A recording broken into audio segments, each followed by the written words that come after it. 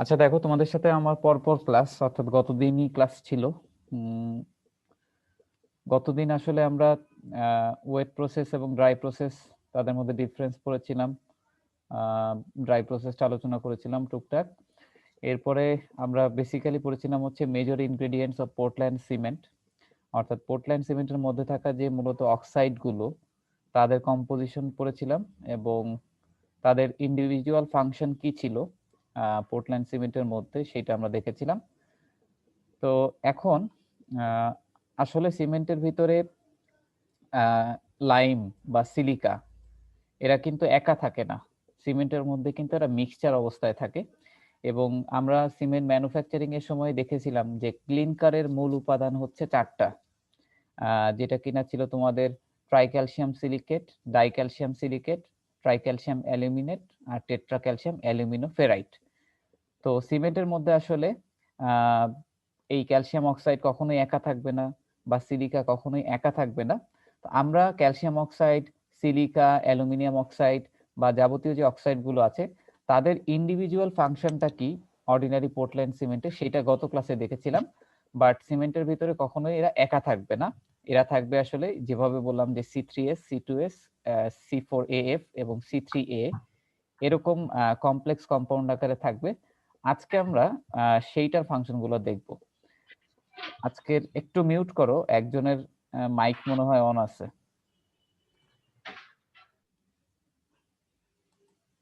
আচ্ছা, আজকের লেকচারটা ইম্পর্টেন্ট এই অর্থে যে আমাদের পরবর্তী ক্লাসগুলোতে, অর্থাৎ কালকের ক্লাসেও, নেক্সট যে ক্লাসটা হবে সেখানেও আমাদের হচ্ছে আজকের এই কনসেপ্ট লাগবে আর কি। তো আজকে আমাদের lecture 5, chemical compounds of ordinary Portland cement.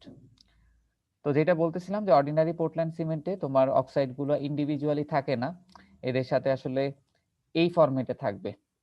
তো আমাদের যে সিলিকা আছে এবং ক্যালসিয়াম অক্সাইড আছে, সেটা আসলে ট্রাইক্যালসিয়াম সিলিকেট আকারে আমাদের সিমেন্টের মধ্যে থাকবে। এবং ক্লিনকারের যে চারটা উপাদান, সিমেন্টেরও কিন্তু ওই মূলত ওই চারটাই উপাদান। তো আমরা এটা দেখেছিলাম যে tricalcium silicate, dicalcium silicate, tricalcium aluminate and tetracalcium aluminoferrite, এবং এগুলো কিভাবে উৎপাদিত হয় সেটাও কিন্তু আমরা দেখেছিলাম আমাদের ওয়েট ম্যানুফ্যাকচারিং প্রসেসে। এখন আসো এদের পরিমাণটা কিরকম ভাবে থাকে। ট্রাইক্যালসিয়াম সিলিকেট, যেটাকে আমরা C3S দিয়ে রিপ্রেজেন্ট করি, যেটার অক্সাইড কম্পাউন্ড কম্পোজিশন কিন্তু এখানে দেয়া আছে, তোমরা অলরেডি জানো যে সি কে আমরা ক্যালসিয়াম অক্সাইড বলি, এস কে আমরা সিলিকা বলি, এবং এই থ্রিটা হচ্ছে সামনে চলে আসে। সব থেকে বেশি পরিমাণে সিমেন্টের মধ্যে সব থেকে বেশি পরিমাণে থাকে হচ্ছে এই ট্রাইক্যালসিয়াম সিলিকেট, 50 থেকে 70%। এবং এটার একটা মিনারেল নাম আছে, নেম অফ মিনারেলস ইন ক্লিনকার, এটাকে বলবো আমরা অ্যালাইট। তাহলে যেটাই হচ্ছে অ্যালাইট সেটাই হচ্ছে ট্রাইক্যালসিয়াম সিলিকেট, সেটাই হচ্ছে C3S। আচ্ছা, তাহলে এটা দেখো 50 থেকে 70% থাকে। আর এরপরে হচ্ছে ডাইক্যালসিয়াম সিলিকেট। ডাইক্যালসিয়াম সিলিকেটও মোটামুটি তোমার 15 থেকে 30% থাকে, অর্থাৎ সব থেকে বেশি থাকে C3S, এরপরে হচ্ছে আমাদের ডাইক্যালসিয়াম সিলিকেট অথবা C2S। এটাকে বিলাইট নামেও ডাকা হয়, অর্থাৎ মিনারেল নাম যখন বলবে তখন হচ্ছে বিলাইট, আর নর্মালি আমরা C2S ও বলবো, অর্থাৎ যেটাই বিলাইট সেটাই হচ্ছে আমাদের ডাইক্যালসিয়াম সিলিকেট। ট্রাইক্যালসিয়াম অ্যালুমিনেট, C3A, এটার পরিমাণ থাকে 5 থেকে 10%, এটাকে আমরা বলতে পারি অ্যালুমিনেট। আর একইভাবে টেট্রাক্যালসিয়াম অ্যালুমিনোফেরাইট, এটা হচ্ছে C4AF, এটা 5 থেকে 15%, অর্থাৎ লাস্টের দুইটা হচ্ছে কম পরিমাণে থাকে, আর মূলত হচ্ছে C3S টাই বেশি থাকে। সেকেন্ড হাইয়েস্ট হচ্ছে তোমাদের C2S। তো সিমেন্টের মধ্যে সাধারণত এইভাবে কম্পাউন্ড আকারেই কিন্তু থাকে। এখন আমাদের দেখতে হবে যে C3S, C2S, C3A এবং C4AF কিভাবে কাজ করে। এরা কিভাবে কাজ করে তোমাদেরকে যদি বলি যে এদের ফাংশনগুলো আমাদের আগে জানতে হবে। এবং এই চারটা কম্পাউন্ড, এরা সিমেন্টের মধ্যে ওয়ার্ক করা শুরু করবে যখনই কিনা আমরা পানি অ্যাড করব। যখনই কিনা আমরা পানি অ্যাড করব তখন থেকেই এই চারটা কম্পাউন্ড ওয়ার্ক করা শুরু করবে। এরা পানির সাথে রিয়াকশন করে কি কি তৈরি করে সেটা আমরা আজকের লেকচারেই দেখব। এবং এরা পানি পাওয়ার পর থেকে সিমেন্টের কি কি ফাংশন করে সিমেন্টের মধ্যে, সেই জিনিসটা হচ্ছে আমরা এখন পরবর্তী স্লাইডে দেখব। তার মানে আমাদের এখন পরবর্তী যে কাজ, এদের যে ফাংশনগুলো, এদের ফাংশনগুলো আমরা এখন দেখবো আর কি। এবং এদের ফাংশন করা শুরু করবে তখনই যখন আমরা ওয়াটারটা ঢালা শুরু করব। ওয়াটার ঢালার পর থেকে এরা অ্যাক্টিভেট, আর ওয়াটার ঢালার আগ পর্যন্ত কিন্তু এরা জাস্ট পাউডার আকারেই থাকবে। অর্থাৎ সিমেন্টের মধ্যে তোমরা তো সিমেন্ট দেখছোই পাউডারের মতো, এই সিমেন্টের মধ্যে মূলত এই 4টা কম্পাউন্ডই থাকে। এখন পানি দিলে এরা হচ্ছে ফাংশন করা শুরু করে। কি কি ফাংশন করে সেটা আমরা এখন দেখব। দেখো C3S, আমরা বললাম যে এটা সব থেকে বেশি পরিমাণে আমাদের সিমেন্টের ভিতরে থাকবে, এবং এটা কিন্তু তৈরি হয় আমাদের ওয়েট ম্যানুফ্যাকচারিং প্রসেসে। দেখেছিলাম যে ক্লিনকার জোনে একদম লাস্ট মোমেন্টে আমরা কিন্তু C3S C2S বা ওই 4টা কম্পাউন্ড কিন্তু তৈরি করেছিলাম আর কি। Important mineral constituents imparting strength two cement. সিমেন্টের ভিতরে যে সিমেন্টের যে স্ট্রেংথ প্রপার্টি, সিমেন্টের যে স্ট্রেংথ প্রপার্টি সেইটা আমাদেরকে প্রোভাইড করতেছে C3S। আচ্ছা, এখন সিমেন্টের স্ট্রেংথ হচ্ছে দুই রকম, একটা হচ্ছে তোমার আর্লি স্ট্রেংথ, একটা হচ্ছে তোমার লেটার স্ট্রেংথ, অর্থাৎ পরবর্তীতে স্ট্রেংথ বাড়তেছে যেটা। তো এইটা আসলে কোন ধরনের স্ট্রেংথ দিয়ে থাকে? Contribute early strength and strength at all ages. সাধারণত আমাদের সিমেন্ট পেস্টটা, সিমেন্টের ভিতরে যখন আমরা ওয়াটার দিব, আমরা যখন মর্টার বানাবো অথবা কনক্রিট বানাবো, আমাদের সিমেন্টটা যে আর্লি স্ট্রেংথ পাবে, এই আর্লি স্ট্রেংথের জন্য রেসপন্সিবল হচ্ছে এই C3S কম্পোনেন্টটা। ঠিক আছে, আমাদের সিমেন্টের যে আর্লি স্ট্রেংথ সেটার জন্য রেসপন্সিবল হচ্ছে C3S। অ্যান্ড এটা শুধু আর্লি স্ট্রেংথই না, প্রথম এক সপ্তাহ মতো তোমার সিমেন্টের যে স্ট্রেংথের জন্য দায়ী যেই মিনারেল কনস্টিটিউয়েন্টসটা, সেটা হচ্ছে এই ট্রাইক্যালসিয়াম। আর্লি স্ট্রেংথ মানে কি স্যার? আর্লি স্ট্রেংথ মানে আমাদের সিমেন্টের মধ্যে সিমেন্ট, ধরো তুমি একটা মর্টার বা কনক্রিট বানাইলা, তুমি পানি দিলা, পানি দেওয়ার পরে মনে করো যে 2 দিনের মধ্যে আমাদের ওই সিমেন্টটা শক্ত হয়ে গেছে, আমাদের কনক্রিটটা শক্ত হয়ে গেছে।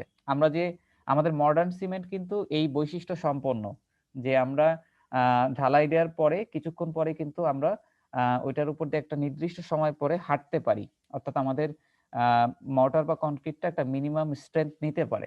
এই যে সে আর্লি সেট হয়ে যাচ্ছে একটা সার্টেন মিনিমাম টাইমে, এটা কেন করতেছে? কারণ সে একটা আর্লি স্ট্রেংথ গেইন করতেছে। এই জন্যই কিন্তু আমরা আমাদের স্ট্রাকচারের উপর দিয়ে হেঁটে যেতে পারতেছি, যদিও সে এখনো ম্যাক্সিমাম স্ট্রেংথ নিতে পারে নাই। তো আর্লি স্ট্রেংথ হচ্ছে এই জিনিসটাই, যে তোমার মোটামুটি 3 দিনের মধ্যেই আমাদের কনক্রিটটা তার 70% যে স্ট্রেংথ সেটা গেইন করে ফেলে। বাকি 30% গেইন করতে তার আরো কিছুদিন সময় লাগে, মোটামুটি আরো 2 সপ্তাহ সময় লাগে। তো এই যে সিমেন্টটা যে তাড়াতাড়ি, সিমেন্ট পেস্টটা যে তাড়াতাড়ি শক্ত হয়ে হার্ডেনিং স্টেজে যাচ্ছে, এবং হার্ডেনিং স্টেজে গেলেই কিন্তু সে লোডটা নিতে পারতেছে, স্ট্রেংথটা নিতে পারতেছে। তো এই যে তাড়াতাড়ি তার স্ট্রেংথ নেওয়ার যে ব্যাপারটা, এই তাড়াতাড়ি স্ট্রেংথ নেওয়ার যেই বৈশিষ্ট্য সে অর্জন করতেছে, সেটা মূলত করতেছে এই C3S এর জন্য। এই C3S এর পরিমাণ মডার্ন সিমেন্টে কিন্তু, যেটা দেখলা একটু আগে চার্টে, 50 থেকে 60% পর্যন্ত থাকে। এই জন্য কিন্তু আমাদের মডার্ন সিমেন্ট তাড়াতাড়ি সেট হয়, তাড়াতাড়ি আর্লি স্ট্রেংথ গেইন করতে পারে। সেট হয় না, সরি, তাড়াতাড়ি আর্লি স্ট্রেংথ গেইন করতে পারে, সেট হওয়ার ব্যাপারটা তো আলাদা। আচ্ছা, আমরা রোমান সিমেন্টে পড়েছিলাম যে রোমান সিমেন্ট কিন্তু আর্লি মানে তোমার সেট হয় না বা আর্লি স্ট্রেংথ গেইন করতে পারে না। এটার পিছনে মূল রিজন ছিল যে রোমান সিমেন্টে এই C3S এর পরিমাণ ছিল না টোটালি। রোমান সিমেন্টে C3S এর অভাব ছিল, যার জন্যই আমাদের রোমান সিমেন্ট প্রপারলি তাড়াতাড়ি যেই স্ট্রেংথের ব্যাপারটা, গেইনের ব্যাপারটা, সেটা সে করতে পারে নাই।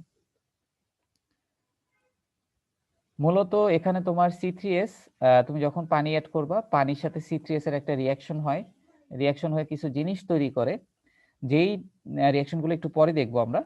সেই বস্তু যেটা তৈরি করে সেই জিনিসটাই আসলে সিমেন্টের যে স্ট্রেংথ প্রপার্টি, সিমেন্টের স্ট্রেংথ প্রপার্টিকে মানে স্ট্রেংথ প্রপার্টিটা অ্যাচিভ করে তখনই রিয়াকশনটা করার মাধ্যমে আসলে।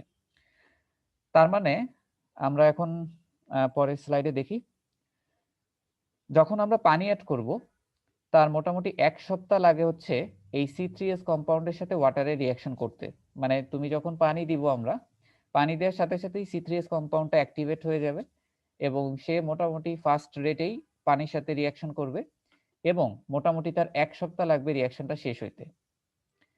দেখো, within a week after water is adding to it, substantial part of it reacts with water and gets hydrated. অর্থাৎ আমরা আজকে পানির সাথে যে বিক্রিয়াটা দেখব, আমরা যে 4টা মিনারেল কনস্টিটিউয়েন্ট দেখলাম, যে C3S, C2S, C3A এবং C4AF, সবার পানির সাথে রিঅ্যাকশন রেট সেম না। সবাই প্রথম দিন থেকেই রিঅ্যাকশন করা শুরু করে, তবে কারো রিঅ্যাকশন খুব ফাস্ট শেষ হয়ে যাবে, আবার কেউ কেউ খুব আস্তে আস্তে রিঅ্যাকশন করবে। তো আমাদের এই C3Sটা মোটামুটি 1 সপ্তাহের মধ্যে রিঅ্যাকশন কমপ্লিট করে ফেলে এবং তোমার সিমেন্টকে একটা আর্লি মিনিমাম স্ট্রেংথ তোমার সিমেন্ট পেস্টকে দিবে, যেটার জন্য মিনিমাম আমাদের স্ট্রাকচারের উপর দিয়ে অ্যাটলিস্ট 70% যে স্ট্রেংথের কথা বলতেছিলাম, মোটামুটি সেইটা অ্যাচিভ করা সম্ভব হবে এই কনস্টিটিউয়েন্টটা থাকার জন্য। অর্থাৎ আমরা জাস্ট এতটুকু জানবো যে C3S সব থেকে বেশি পরিমাণে থাকে আমাদের মডার্ন সিমেন্টের মধ্যে। C3S এর পরিমাণের জন্যই, C3S থাকার জন্যই মডার্ন সিমেন্ট আর্লি সেট করতেছে এবং এটা পানির সাথে মোটামুটি 1 সপ্তাহের মধ্যে রিঅ্যাকশন কমপ্লিট করে ফেলে যে হাইড্রেটেড হয়ে যায় এবং ফাইনালি সে তোমার সিমেন্টকে একটা সার্টেন মিনিমাম স্ট্রেংথ প্রোভাইড করে। এটাই হচ্ছে তার মূল বৈশিষ্ট্য। এই C3S এটা সম্পূর্ণ স্ট্রেংথের সাথে রিলেটেড। এটা স্ট্রেংথ প্রোভাইড করে থাকে। কোন ধরনের স্ট্রেংথ? আর্লি স্ট্রেংথ প্রোভাইড করে থাকে। আচ্ছা, এখন আমরা দেখব ডাইক্যালসিয়াম সিলিকেট। ডাইক্যালসিয়াম সিলিকেট এই C3S এবং C2S এই দুটোকে বলা হয় সিমেন্টের স্ট্রেংথ কম্পাউন্ড। অর্থাৎ সিমেন্টের স্ট্রেংথের জন্য দায়ী হচ্ছে এই দুইটা কম্পাউন্ড। ঠিক আছে, C3S এবং C2S সিমেন্টের স্ট্রেংথের জন্য রেসপন্সিবল। এখন দেখি যে এ কিভাবে পানির সাথে রিঅ্যাক্ট করে এবং এ কিভাবে কি ধরনের রিঅ্যাকশন আমাদের স্ট্রেংথ দেয়।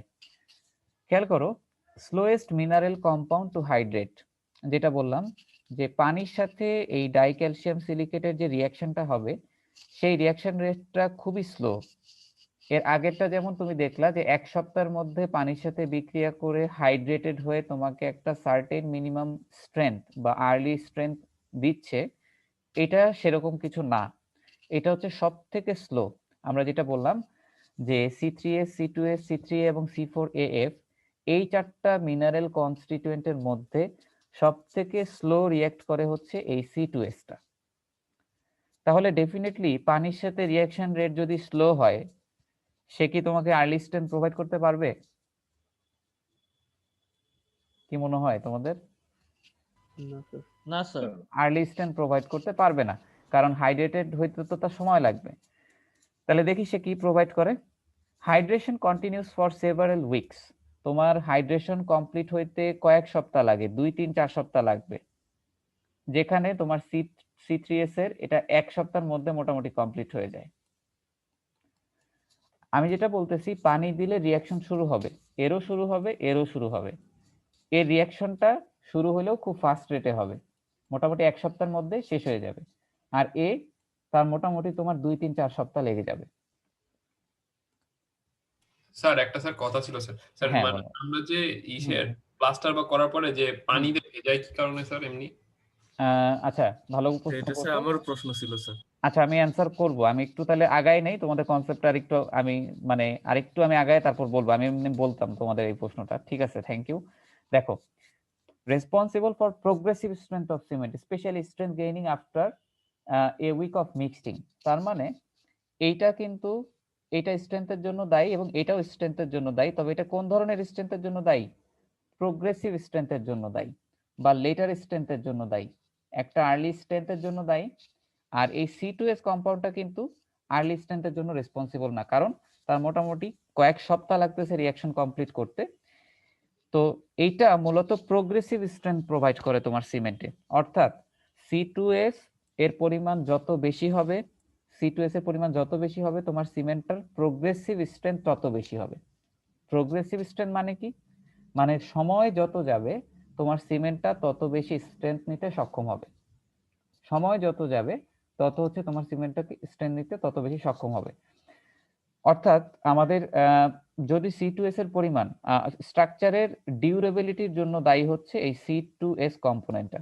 ঠিক আছে, সময় যত যাচ্ছে সে তত বেশি শক্ত হচ্ছে, কিন্তু সে কিন্তু কোনো ধরনের কোনো আর্লি স্ট্রেংথের জন্য রেসপন্সিবল না। আর্লি স্ট্রেংথের জন্য রেসপন্সিবল হচ্ছে এই আগের C3S টা।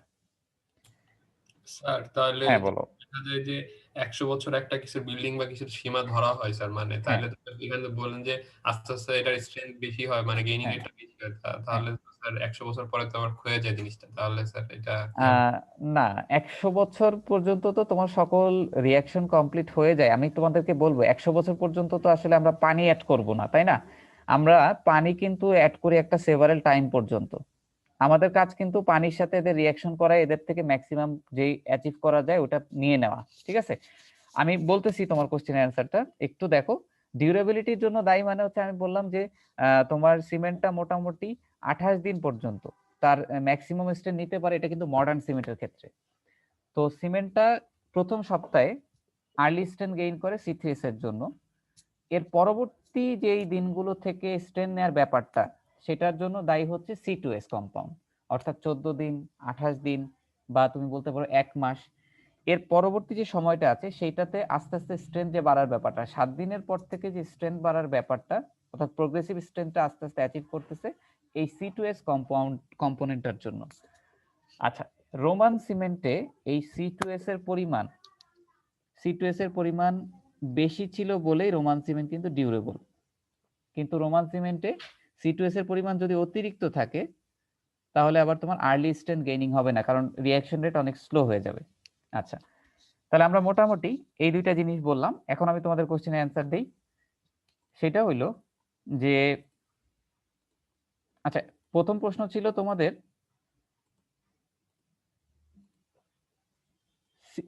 আমরা আমাদের কনক্রিটে, আমি তোমাদেরকে একটা বাস্তব উদাহরণ দিই। মনে করো স্ল্যাবের মধ্যে তুমি কনক্রিট ঢালাই করলা, করার পরে সেটা তোমার মনে করো যে 1 দিন অথবা 1.5 দিন পরে সেটা মোটামুটি স্ট্রেংথ গেইন করলো। তুমি সেই স্ল্যাবের উপর দিয়ে হাঁটাহাঁটি করতেছো, ধরো 2 দিন পরে। তাহলে তুমি এই যে হাঁটাহাঁটি করতেছো তার মানে সে একটা আর্লি স্ট্রেংথ গেইন করছে। খুবই ভালো কথা।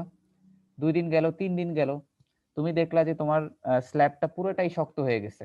তোমার দেখে মনে হচ্ছে বা হেঁটে মনে হচ্ছে যে এটা পুরোটা শক্ত হয়ে গেছে। আচ্ছা, এরপরও 2, 3, 4 দিন পরও দেখতেছো যে ওই স্ল্যাবের উপরে, শক্ত কনক্রিটের উপরে আমরা কিন্তু কিউরিং করতেছি। কিউরিং করা তো বুঝো, পানি ছিটানো যে ব্যাপারটা, দেখছো না যে পানি ছিটায় দেয় স্ট্রাকচারে, বা অনেক সময় পাইপ দিয়ে পানি দেয়। জি স্যার। তারপরে অনেক সময় হচ্ছে তোমার অনেক সিস্টেম আছে, এগুলো আমরা পড়বো আমাদের এই কনক্রিট চ্যাপ্টারে পড়বো। অনেক সময় হচ্ছে তোমার যে জুট ব্যাগ গুলো আছে সেই ব্যাগ গুলা দিয়ে রাখে। তোমাদের কি কখনো কোশ্চেন আসছে যে এইগুলো কেন দেয়?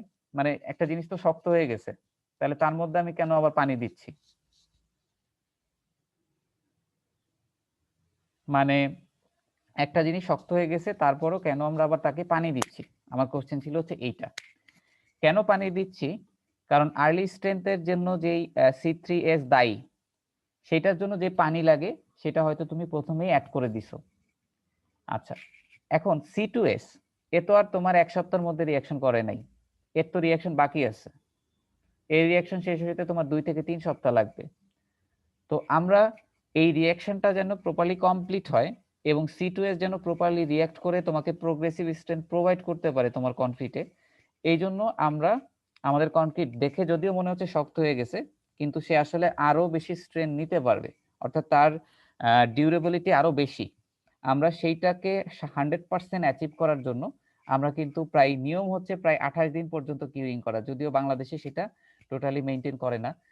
এখানে মনে করো যে 10 দিন বা 14 দিনের মধ্যে কিউরিং করা বন্ধ করে দেয়। তুমি যদি তোমার কনক্রিট থেকে ম্যাক্সিমাম অ্যাচিভ করতে চাও, সেটা হচ্ছে স্ট্রেংথ অ্যাচিভ করতে চাও, তাহলে অবশ্যই তোমাকে প্রপারলি কিউরিং করতে হবে। এবং তোমার কনক্রিটে যে পানি সেটা যদি শেষ হয়ে যায় তাহলে কিন্তু এই C2S পানির সাথে রিয়াকশন করবে না, এবং এই C2S কিন্তু তোমাকে প্রোগ্রেসিভ স্ট্রেংথ প্রোভাইড করবে না। তার মানে আর্লি স্ট্রেংথ নিয়ে তোমাকে খুশি থাকতে হবে। এবং আর্লি স্ট্রেংথ কিন্তু আর্লি স্ট্রেংথের পরও 40% স্ট্রেংথ বাকি থেকে যায়, যেটার জন্য রেসপন্সিবল হচ্ছে এই C2S। স্যার আগের সিমেন্ট গুলোতেও কি স্যার কিউরিং করা হতো? আগের সিমেন্ট গুলাতে তোমার মানে আর্লি স্ট্রেংথ অ্যাচিভ করতে অনেক পরে, সো সেই কিউরিং করা হলেও সেটা হচ্ছে অনেক অনেক দিন পরে যে করা হতো। মানে এখন যেরকম আমরা 3 দিনের মধ্যে পানি টানি ছিটাই দিতে পারি বা হাঁটতে পারি, এই ব্যাপারটা আগে কখনোই ছিল না। আর অবশ্যই তোমার কিউরিং করতে হবে, কারণ C2S তো তোমার অ্যাক্টিভেট হবে না টোটালি। জি স্যার। আচ্ছা, তাহলে এটার একটা অ্যান্সার আমি তোমাদেরকে দিলাম, যে আমরা কেন কিউরিং করি। তার মানে আমাদের C2S যেহেতু স্লো, তার অনেক দিন লাগে শক্ত হইতে, বা তার হাইড্রেশনটা যেন প্রপারলি কমপ্লিট হয়, এই জন্য আমাদের কিউরিং করা লাগে। আচ্ছা, আরেকটা প্রশ্ন ছিল যে 100 বছর ডিউরেবিলিটি, এটা আসলে দেখো প্রত্যেকটা স্ট্রাকচার, বর্তমানে যে স্ট্রাকচার ডিজাইন করা হয় সেগুলো 100 বছর ধরে ডিজাইন করা হয়। এখন এই 100 বছর ডিউরেবিলিটি অ্যাচিভ করার জন্য তোমার প্রপারলি 28 দিন পর্যন্ত কিউরিং করলেই হবে। 28 দিন পর্যন্ত যদি তুমি প্রপারলি কিউরিং করো, তাহলে মোটামুটি তুমি কনক্রিট স্ট্রেন নিতে পারবে। এখন একটা কথা, তোমার এই C2S টা 28 দিনে কি 100% রিয়াকশন করে ফেলবে? না, তোমার হয়তো তখনও 5 থেকে 10% বাকি থাকবে। 5 থেকে 10% রিয়াকশনটা ফিল আপ করতে আমাদের 90 দিন, 100 দিন, 120 দিন, অর্থাৎ যত সময় তুমি পর্যন্ত কিউরিং করবা, স্ট্রেংথ তোমার তত বাড়বে। তবে সেটা কিভাবে বাড়বে? তোমাদেরকে একটা এক্সাম্পল দেই। প্রথম 3 দিন কনক্রিটে, প্রথম 3 দিন 70% স্ট্রেংথ গেইন করে। 14 দিনে মোটামুটি তোমার 80 থেকে 85% স্ট্রেংথ গেইন করে। আর 28 দিনে মোটামুটি 90 থেকে 95% স্ট্রেংথ গেইন করে। তাহলে 28 দিনের স্ট্রেংথকে আমরা ম্যাক্সিমাম বলে নিব, ঠিক আছে? আমি তোমাদেরকে একটা এক্সাম্পল দিই। মনে করো 28 দিনে তোমার কনক্রিটের স্ট্রেংথ আসলো 3000 PSI। আমরা 28 দিনকে কেন ম্যাক্সিমাম নিচ্ছি? কারণ হলো 28 দিন পরে ধরো তুমি 90 দিনে যে স্ট্রেংথ টেস্ট করলা, তুমি স্ট্রেংথ পাবা ধরো 3020 PSI। এই হলো 28 দিন, এই হলো 30 দিন। আর 14 দিনে মনে করো আমরা পাইছি হচ্ছে 1400। তোমরা একটু রেটটা খেয়াল করো, 14 দিনে পাইছো 1400, 28 দিনে পাইছো কত? 3000। মানে রেটটা কিন্তু অনেক বেশি, ডাবলেরও বেশি। আর এটা সরি, এটা ধরো 90 দিন, হ্যাঁ। 28 দিনের পরে কনক্রিট স্ট্রেন্থ গেইনিং রেট অনেক স্লো হয়ে যায় মডার্ন সিমেন্টের ক্ষেত্রে। আমি মডার্ন সিমেন্ট নিয়ে কথা বলতেছি। 28 দিনের পরে 90 দিনে তুমি যদি 90 দিন পর্যন্ত সবকিছু কিউরিং টিউরিং করো ঠিকঠাক মতো, কনক্রিটের স্ট্রেন্থ বাড়বে খুবই কম, মাত্র 20 PSI বাড়বে, যেটা কিনা খুবই কম। তারপরে যদি 120 দিনের জন্য করো, তাহলে হয়তো 10 PSI বাড়বে, অর্থাৎ বাড়বে, কিন্তু বাড়ার রেটটা সিগনিফিকেন্ট না। আর আমাদের এইটার উপরে তো দরকার হয় না। তোমার 28 দিনে যে স্ট্রেন্থটা পাই ওটা ধরে স্ট্রাকচারকে ডিজাইন করা হয়, বর্তমান স্ট্রাকচারগুলো মডার্ন সিমেন্টের জন্য। সো 28 দিনের পরেও আমরা আমাদের স্ট্রেন্থ নিতে পারবো বা আমাদের ইয়া বাড়বে, বাট 28 দিন ধরেই আমাদের স্ট্রাকচার ডিজাইন করা হয়, এবং এমনভাবে ডিজাইন করা হয় যেন স্ট্রাকচারটা মোটামুটি 50 বছর যদি তোমার নর্মাল স্ট্রাকচার হয়, আর যদি খুব হেভি স্ট্রাকচার হয় সেক্ষেত্রে 100 বছর ডিউরেবিলিটি ধরে ডিজাইন করা হয়। ঠিক আছে, তো আশা করি আমরা উত্তর পেয়েছি নাকি? জি স্যার। স্যার মডার্ন সিমেন্ট দিয়ে এর চেয়ে বেশি ডিউরেবিলিটি করা যায় না? এর চেয়ে বেশি তো দরকার নাই। তোমাদেরকে একটা কথা বলছিলাম যে 80 পাইলেও যা, 100 পাইলেও তা।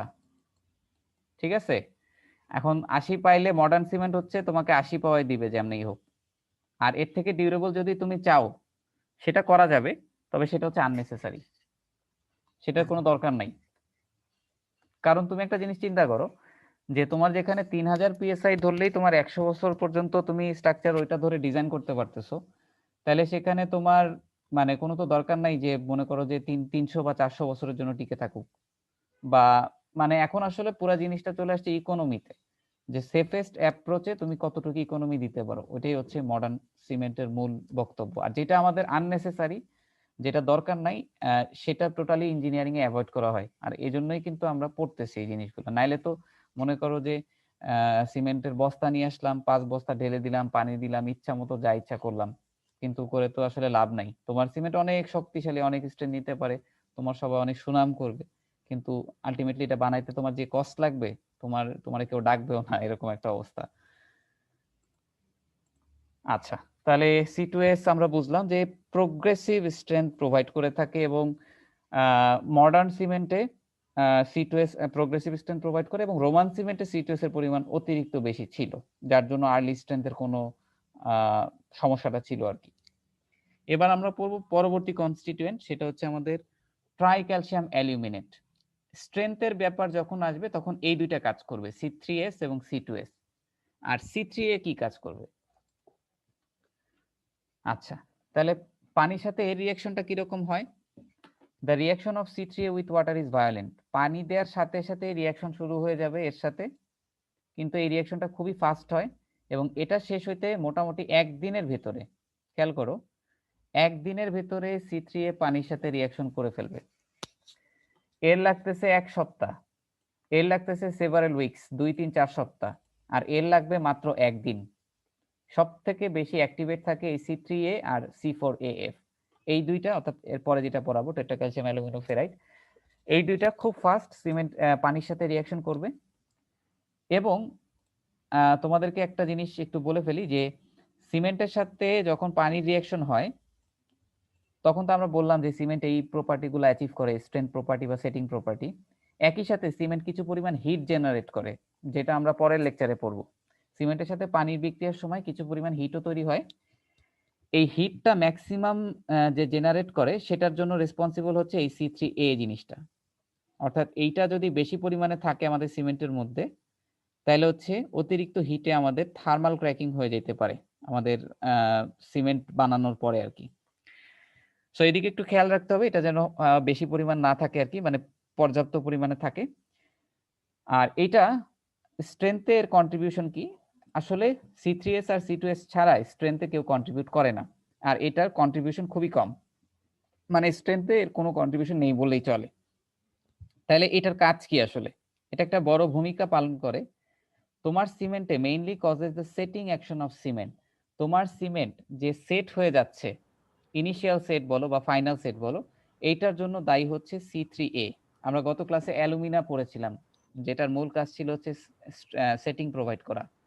এই C3Aটা পানির সাথে, পানি দেওয়ার সাথে সাথে রিঅ্যাকশন শুরু হয়ে যাবে এবং রিঅ্যাকশন শুরু হয়ে সে তোমার হাইড্রেটেড যৌগ উৎপন্ন করবে এবং ফাইনালি তোমার সিমেন্টকে সেটিং করাবে। এবং এই রিঅ্যাকশনটা এতটাই ফাস্ট যে এইটাকে স্লো করার জন্য আমরা জিপসাম অ্যাড করি। তোমাদের মনে আছে কিনা যে জিপসাম দিয়ে আমরা সেটিংটাকে পিছাই দিই। এই C3 এর সাথে পানি রিঅ্যাকশনটা একদিনের মধ্যে মোটামুটি পানি দেওয়ার সাথে সাথে শুরু হয়ে যায়, খুব ফাস্ট রিঅ্যাকশন শেষ হয়ে যায়। এই রিঅ্যাকশনটাকে স্লো করার জন্য, কারণ এই রিঅ্যাকশনটা কমপ্লিট হয়ে গেলে তোমার সিমেন্টটা শক্ত হয়ে সেটিং হয়ে যাবে। সেটিং হয়ে গেলে তো তুমি মিক্সিং প্লেসিং এর জন্য সময় পাবা না। সো এই যে সেটিংটাকে পিছায় দেওয়ার জন্য আমরা কিন্তু জিপসাম অ্যাড করি। জিপসাম কি করে? পানির সাথে C3 এর রিঅ্যাকশন রেটটাকে একটু স্লো করে দেয়। একটু স্লো করে দিলে আমরা আসলে এনাফ পরিমাণ সময় পেয়ে জিনিসটাকে প্লেসিং এবং ইয়া করতে পারি। তাহলে C3A মূলত সিমেন্টের সেটিং এর জন্য দায়ী এবং সেটিংটাকে পিছানোর জন্য আমরা জিপসামটাকে অ্যাড করে দিচ্ছি। আচ্ছা, তাহলে C2S, C3S, C3A গেল। আর লাস্টে যেটা থাকে সেটা হচ্ছে টেট্রাক্যালসিয়াম অ্যালুমিনোফেরাইড। এইটার আসলে তেমন কোনো ফাংশন নাই, এ সেটিং এও কাজ করে না, এ স্ট্রেংথেও কাজ করে না। ইনস্ট্যান্টলি রিঅ্যাক্টস উইথ ওয়াটার, অর্থাৎ এটা C4AF এবং C3A দুইটাই ইনস্ট্যান্টেনিয়াসলি তোমার ওয়াটারের সাথে রিঅ্যাক্ট করবে এবং আর the first to hydrate. Okay, এটার সেটিং এ কোনো ইনফ্লুয়েন্স নাই,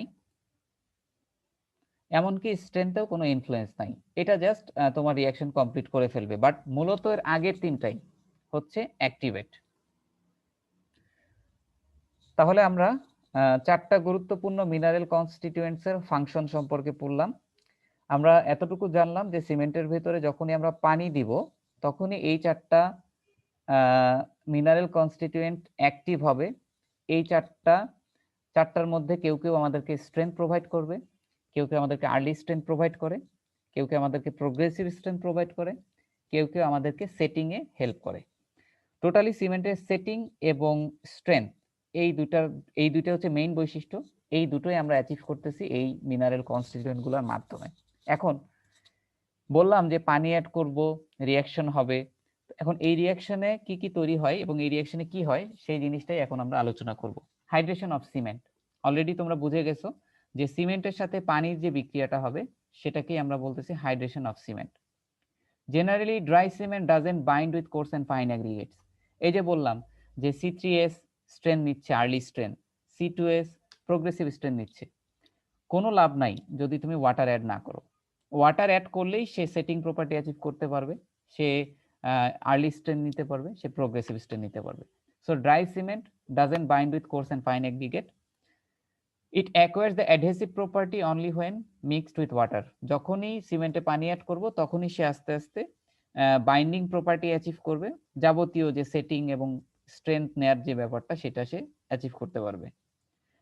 the process by which cement reacts with water is termed hydration. সিমেন্টের সাথে পানির বিক্রিয়াকে বলা হয় হাইড্রেশন। এই হচ্ছে আমাদের সিমেন্ট, একেবারে পাউডার অবস্থায় আছে। এই পাউডারের অবস্থার মধ্যেই কিন্তু 4টা মিনারেল কনস্টিটিউয়েন্ট লুকায় আছে। একটা হচ্ছে C3S, একটা C2S, একটা C3A আর একটা C4AF। এই 4টা আমরা যখন সিমেন্টের মধ্যে পানি দিব তখন এই 4টা কম্পোনেন্ট থাকে সিমেন্টের মধ্যে, আলটিমেটলি পানির সাথে একটা রিঅ্যাকশন হবে। এই সিমেন্টের সাথে পানির যে বিক্রিয়াটা হয় এটাকেই আমরা বলবো হাইড্রেশন অফ সিমেন্ট। এখন আমরা দেখব যে হাইড্রেশন অফ সিমেন্টের বিক্রিয়ায় কি কি তৈরি হয়। আচ্ছা, আমরা একটু সিরিয়ালি আগাই। আমরা একটু আগে বললাম যে সবার রিঅ্যাকশন রেট সেম না, এদের রিঅ্যাকশন রেট সেম না। পানি দেওয়ার সাথে সাথে এদের রিঅ্যাকশন সবার শুরু হবে, কিন্তু মানে রিঅ্যাকশনটা কতটা ফাস্ট রেটে হবে সেটা কিন্তু সবার সেম না। তাহলে সবার আগে বিক্রিয়া করবে কে? এই দুইটা, এবং এদের রিঅ্যাকশন শেষ হয়ে যাবে 1 দিনের মধ্যে। এরপরে রিঅ্যাকশন করবে কে? C3S। কমপ্লিট করতে মোটামুটি 1 সপ্তাহ সময় লাগবে, সিমেন্টকে একটা আর্লি স্ট্রেন দিয়ে দিবে। এরপরে রিঅ্যাকশন করবে কে? বাকি থাকবে শুধুমাত্র C3S। এটা ফিল আপ হইতে মোটামুটি আমাদের 1 মাস বা সেভারাল উইকস লাগবে আর কি। এখন আমরা দেখব এরা পানির সাথে কি কি তৈরি করে। when water is added to cement, chemical reactions start simultaneously between them। যখন ওয়াটার অ্যাড করা হলো তখনই কিন্তু রিঅ্যাকশন শুরু হয়ে গেল এবং একই সাথে রিঅ্যাকশন শুরু হলো। তবে the different constituent compounds have different rates of hydration। সবার হাইড্রেশন রিঅ্যাকশনটা রেটটা সেম না, যেটা বললাম। সবার আগে বিক্রিয়া করবে কি? Tricalcium aluminate and tetracalcium aluminoferrite react instantaneously with water and are the first to hydrate. সবার আগে রিঅ্যাকশন কমপ্লিট করবে এবং খুব ফাস্ট রিঅ্যাকশন করবে এই দুইটা এলিমেন্ট, এবং রিঅ্যাকশন করে কি তৈরি করবে? C3A পানির সাথে বিক্রিয়া করে C3AH6 নামক একটা হাইড্রেটেড যৌগ তৈরি করবে। এই জিনিসটাকে বলা হয় হাইড্রেটেড যৌগ। এই যৌগটার জন্যই, এবং এই রিঅ্যাকশনটা কমপ্লিট করে এটা তৈরি করতে কতদিন সময় লাগবে? 1 দিনের মধ্যে রিঅ্যাকশন কমপ্লিট হয়ে যাবে, 1 দিনের মধ্যে ম্যাক্সিমাম। এই জিনিসটাই তোমার সিমেন্টকে সেটিং প্রপার্টিটা প্রোভাইড করে, এই জিনিসটাই। সংক্ষেপে এগুলো দেখানো হয়েছে, একটু জানো। The reaction of C3A with water is violent and leads to immediate stiffening of paste known as flash setting. To prevent this from happening, gypsum is added to cement clinker grinding. আচ্ছা দেখো, এটা already বলে ফেলছি আমি যে C3A পানির সাথে খুব ফাস্ট রিঅ্যাকশন করে এই জিনিসটা তৈরি করে, এবং এই জিনিসটার জন্য তোমার সিমেন্টটা সেটিং হয়ে যাওয়ার চান্স থাকবে তাড়াতাড়ি। তো খুব ভালো কথা, C3A তো আমাদেরকে সেটিং প্রোভাইড করতেছে, আমাদের তো সিমেন্টের সেটিং হওয়া লাগবেই। কিন্তু C3A পানির সাথে এত ফাস্ট রিঅ্যাকশন করে যে সেটিংটা একটু আর্লি হয়ে যায়। এই আর্লি যে স্টিফেনিং, এটাকে বলা হয় ফ্ল্যাশ সেটিং। আর্লি স্টিফেনিং অর্থাৎ তুমি মিক্স পানি দিচ্ছ, পানি দেওয়ার সাথে সাথে যদি শক্ত হয়ে যায়, এই জিনিসটাকে বলে ফ্ল্যাশ সেটিং, যেটা কিনা একেবারেই ভালো না আমাদের জন্য। এই জিনিসটাকে দূর করার জন্য আমরা জিপসাম অ্যাড করি। তো জিপসামের কাজ হচ্ছে এই রিঅ্যাকশনটাকে স্লো করে দেয়া, এবং আমরা কিন্তু ম্যানুফ্যাকচারিং এর সময় হচ্ছে জিপসামটাকে অ্যাড করে দেই। তো জিপসাম এবং C3A একটা রিঅ্যাকশন করে ইনসলিউবল ক্যালসিয়াম সালফার অ্যালুমিনেট তৈরি করে, যেটা কিনা তোমার এই রিঅ্যাকশন রেটটাকে স্লো করে দেয়। তো যেটা আমরা বুঝলাম যে C3A খুব ফাস্ট রিঅ্যাকশন করবে, এবং সেটাকে স্লো করার জন্য অবশ্যই জিপসাম তো অ্যাড করাই আছে।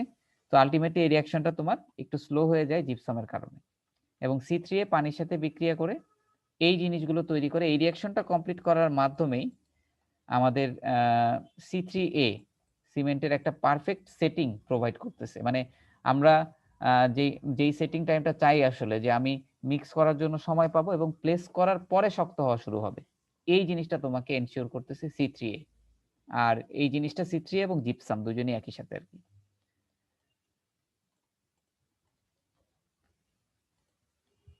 আচ্ছা, তাহলে C3A বিক্রিয়া করলো, এরপরে রিঅ্যাকশন করবে কি ট্রাইক্যালসিয়াম সিলিকেট। আচ্ছা, টেট্রা ক্যালসিয়াম অ্যালুমিনিয়াম ফেরাইটের রিঅ্যাকশনটা অতটা গুরুত্বপূর্ণ না, কারণ সেই স্ট্রেংথ বা তোমার সেটিং এ তেমন কোনো ভূমিকা রাখে না, এই জন্য আর সেটা নিয়ে কথা বলতেছি না। Tricalcium silicate, the most important constituent compound, is next to hydrate, and within a week a substantial part of it reacts with water. এটা অলরেডি তোমরা জানো যে মেইনলি স্ট্রেংথের জন্য দায়ী। It allows handling and placing of concrete. এগুলো আমাদের common কথা, অলরেডি আমরা জানি। এখানে দেখো এই যে C2S, এটা পানির সাথে রিঅ্যাকশন করে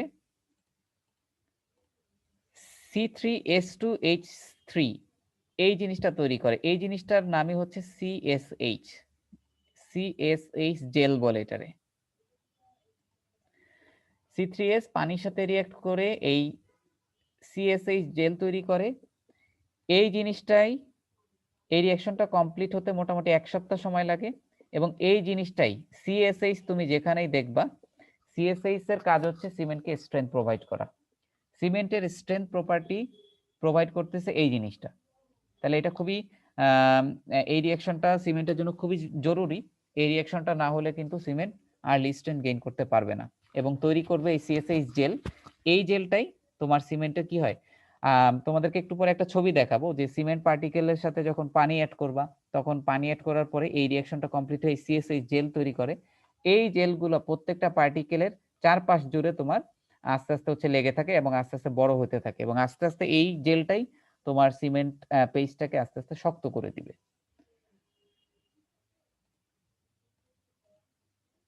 ডাইক্যালসিয়াম সিলিকেট এরপরে রিঅ্যাকশন করবে এবং এটা প্রোগ্রেসিভ স্ট্রেংথ প্রোভাইড করবে, এগুলো বলে ফেলেছি। এই ডাইক্যালসিয়াম সিলিকেটের রিঅ্যাকশনেও কিন্তু দেখো CSH জেল তৈরি হয়, তবে এই রিঅ্যাকশন রেটটা খুবই স্লো। আলটিমেটলি দুইটাতেই CSH জেল তৈরি হয়। এটাতে তোমার 1 সপ্তাহের মধ্যে কমপ্লিট হয়ে যাবে, আর এটা তোমার বেশি সময় লাগবে, এই জন্য এটা প্রোগ্রেসিভ স্ট্রেংথ প্রোভাইড করে। আর C4AF এর রিঅ্যাকশনে এখানে কি কি উৎপন্ন হয় দেখো, C4AF hydrates to tricalcium aluminate and calcium ferrite. এখানে C4AF এর রিঅ্যাকশনটা আমি আর দেখাই নাই, কারণ এখানেও তোমার ট্রাইক্যালসিয়াম অ্যালুমিনেট হাইড্রেট যৌগ তৈরি করে, যেটা খুবই অল্প পরিমাণে তৈরি হয় এবং তার মেজর কোনো ফাংশন থাকে না সেটিং এবং স্ট্রেংথ নেয়ার ক্ষেত্রে, এবং একই সাথে ক্যালসিয়াম ফেরাইট তৈরি হয়, যেটার কোনো হাইড্রেটেড যৌগ না আসলে। আচ্ছা, এরপরে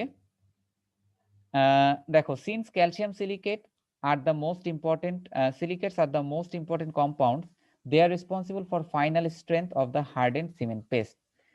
মোটামুটি 75%ই থাকে হচ্ছে তোমার এই সিলিকেট, অর্থাৎ C3S এবং C2S সব থেকে বেশি, এবং এরাই কিন্তু ফাইনালি তোমার হার্ডেন সিমেন্ট পেস্টের স্ট্রেংথের জন্য দায়ী।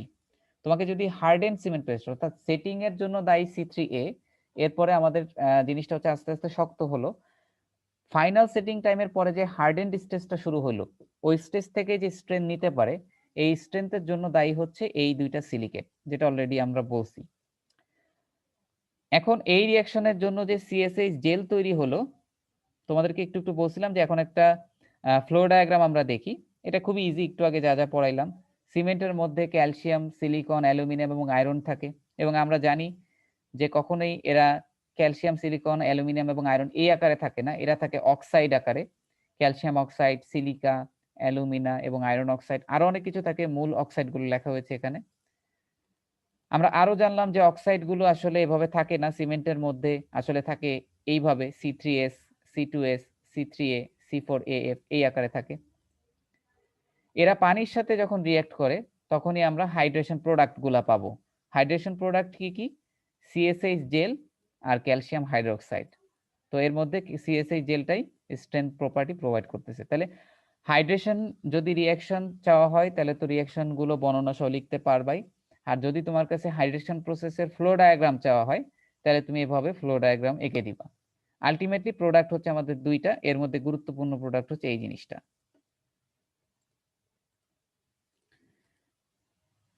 এখন আমরা ওই মাইক্রোস্কোপিক একটা ভিউ দেখি। আমাদের এইটা হলো তোমার সিমেন্ট, স্ফেরিক্যাল যে শেপগুলো দেখতেছো সেটা সিমেন্টের পার্টিকেল চিন্তা করো, জুম করে আমরা দেখতেছি মাইক্রোস্কোপের নিচে।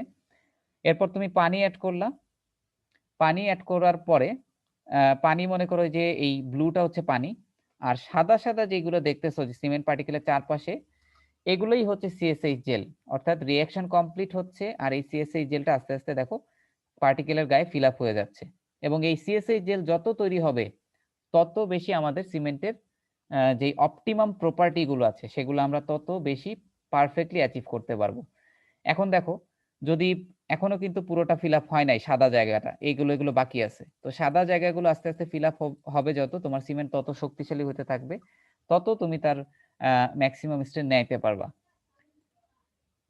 পরের যে ছবিটা দেখো, এখানে হচ্ছে হাইড্রেশন শেষ হওয়ার পরের ছবি। সম্পূর্ণ হাইড্রেশন শেষ, প্রত্যেকটা জায়গায় সাদা হয়ে গেছে, মানে প্রত্যেকটা জায়গায় সিএসএইচ জেল ভরে গেছে জায়গাটা, তখনই বুঝবা যে আমাদের এই সিমেন্টটা 100% যেই তার অপটিমাম যে স্ট্রেন্থ নেওয়ার কথা বা অপটিমাম যে বৈশিষ্ট্যগুলো আছে সেগুলো সে নিতে পারবে। এভাবেই হাইড্রেশনের মাধ্যমে সিমেন্ট স্ট্রেংথ প্রপার্টি অ্যাচিভ করে, সিমেন্ট সেটিং প্রপার্টি অ্যাচিভ করে। আমরা আমাদের লেকচারের লাস্ট দিকে চলে আসছি, আর 4 মিনিট আছে, আমারও শেষ হয়ে যাবে। এখন আমরা একটা গ্রাফ দেখব। আমি যে তোমাদেরকে এতক্ষণ ধরে কথাগুলো বললাম সেটার এখন একটা প্রমাণ দেখব। তো স্ট্রেংথ অফ 4 সিমেন্ট কম্পাউন্ডস, সিমেন্টের 4টা কম্পাউন্ডের যেই স্ট্রেংথ, আমরা যদি স্ট্রেংথকে যদি আলাদা করে ফোকাস করে একটা গ্রাফ আঁকি, যে সিমেন্টের মধ্যে থাকা 4টা কম্পাউন্ডের স্ট্রেংথের কন্ট্রিবিউশন কেমন, সেটা যদি দেখি তাহলে এই গ্রাফে সেটা দেখানো হয়েছে। একটু খেয়াল করো, এক্স অ্যাক্সিসে বসানো হয়েছে টাইম, আর ওয়াই অ্যাক্সিসে বসাইছি কম্প্রেসিভ স্ট্রেংথ। এখানে দেখো বামে এবং ডানে একটা স্কেল আছে, তোমরা একটা স্কেল ফলো করলেই হবে। বামে ইউনিটটা হচ্ছে পিএসআই। পিএসআই মানে কি?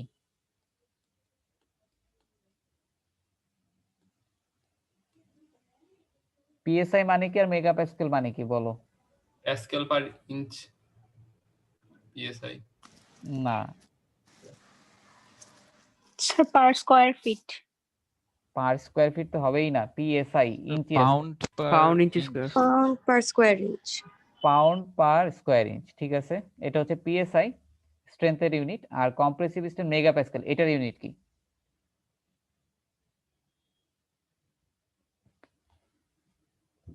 এটার ইউনিট জানো না? Newton per millimetre square. 1000 millimetre per, আচ্ছা নিউটন পার মিলিমিটার স্কয়ার, ঠিক আছে। আচ্ছা, তো তোমরা একটা স্কেলকেই ফলো করো, আমি যেমন পিএসআই স্কেলকে ফলো করতেছি। আচ্ছা, তোমাদের কাছে কি বলছিলাম, C3S এ কি করে বলো তো? কোন ধরনের স্ট্রেংথ প্রোভাইড করে? C3S কোন ধরনের স্ট্রেংথ প্রোভাইড করে? স্যার এইটা তো স্যার মানে স্যার ইনিশিয়ালটা আর্লি স্ট্রেংথ। আর্লি স্ট্রেংথের জন্য রেসপন্সিবল C3S। তোমরা যদি কার্ভটা খেয়াল করো, একেবারে আর্লি অবস্থায় দেখো স্ট্রেংথটা কই উঠছে, পিকে উঠছে, একদম ম্যাক্সিমাম। আস্তে আস্তে দেখো কার্ভটা আমাদের ফ্ল্যাট হয়ে যাচ্ছে। তার মানে আমরা যেটা দেখলাম যে আর্লি স্ট্রেংথকে যে ম্যাক্সিমাম উঠতেছে, তোমার সিমেন্টের যে ম্যাক্সিমাম স্ট্রেংথ উঠতেছে, এটার জন্য দায়ী হচ্ছে C3S। আর পরবর্তী যে স্ট্রেংথটা সেটা বাড়তেছে, তবে সেটা খুবই অল্প রেটে বাড়তেছে। C3S হচ্ছে এই বৈশিষ্ট্যটা। তাহলে আর্লি স্ট্রেংথ দেখো ম্যাক্সিমাম। আচ্ছা, এখন আমাকে বলো C2S। C2S কোন ধরনের স্ট্রেংথের জন্য responsible? Progressive strength. Progressive strength. তাহলে তুমি একটু দেখো এখানে আর্লি স্ট্রেংথ যেটা, দেখো 20 দিন 25 দিন চলে গেছে, তাও দেখো খুবই কম, স্ট্রেংথ রেট খুবই কম। কিন্তু দেখো একটা সময় পর থেকে এর স্ট্রেংথ রেট আস্তে আস্তে বাড়তেছে, এবং এই জায়গার স্লোপটা দেখো খুবই স্টিপ একটা স্লোপ, অর্থাৎ তোমার দিন অল্প একটু বাড়লেই স্ট্রেংথ সিগনিফিক্যান্ট অ্যামাউন্টে বেড়ে যাচ্ছে। তাহলে দেখো প্রোগ্রেসিভলি স্ট্রেংথ কিন্তু বাড়তেছে, এবং এটা স্লোপ কিন্তু খুবই শার্প, খুবই খুবই ঢালু, খুবই শার্প একটা স্লোপ আমরা দেখতেছি C3S এর ক্ষেত্রে। আর C3A এবং C4F এদের স্ট্রেংথ কন্ট্রিবিউশন নেই বললেই চলে। একদম দেখো এই জায়গায় যে পিকে উঠছে, এরপরে সে ফ্ল্যাট হয়ে গেছে, একেবারে স্টিডি অবস্থায় চলছে। তো এই কার্ভটা দিয়ে তোমাদেরকে ইন্ডিভিজুয়ালি সিমেন্টের মধ্যে থাকা ইন্ডিভিজুয়ালি কে কতটুকু স্ট্রেংথ নিতে পারে কোন সময়, সেটার একটা আইডিয়া দেওয়া হলো। এবং আমাদের এই আলোচনা থেকে আমরা কিন্তু সেটা মিলাতে পারলাম যে একটু খেয়াল করো এটার আর্লি স্ট্রেংথ, এই স্লোপটা খেয়াল করো কি পরিমাণ শার্প, কি পরিমাণ স্টিপ, আর এই স্লোপটা খেয়াল করো কি পরিমাণ ফ্ল্যাট। অর্থাৎ তোমার দিন বাড়তেছে বাট স্ট্রেংথ কিন্তু বাড়তেছে না সিগনিফিকেন্ট অ্যামাউন্টে। তো আশা করি আমরা বুঝছি, আমাদের টাইমও শেষ। তোমাদের যদি প্রশ্ন থাকে তাহলে নেক্সট উইকে নিব আর কি। সাধারণত আমি এতটুকু পরে কুইজ নেই, বাট এবার আপাতত আমি কুইজটা যেহেতু এবার সিচুয়েশনটা অন্যরকম, তো দেখি কুইজটা তোমাদের পরেই নিব আর কি। তবে তোমরা মোটামুটি শিওর থাকো এই চ্যাপ্টারের উপরেই আমি প্রথম যে কুইজ সেটা নিব আর কি। তো স্যার তোমরা এটা আমরা কি স্যার কয়েকদিন আগে জানতে পারবো স্যার, মানে এটা? হ্যাঁ তোমরা জানতে পারবা, আমি সময় দিব আর কি তোমাদেরকে, মিনিমাম 1 সপ্তাহ সময় আগে জানতে পারবা, মিনিমাম, জি আরো স্যার। বেশি হইতে পারে সেটা। তো ঠিক আছে, তাহলে টাইম শেষ, ক্লাস আছে আমারও, তোমাদেরও আছে কিনা জানি না। তো আমরা তাহলে নেক্সট ক্লাসে বাকিটা আলোচনা করবো আর কি, বাকিটা না আমাদের এটা শেষ, তোমাদের এটা আরেকবার ওভারভিউ দিয়ে নেক্সট টপিকে যাবো আর কি।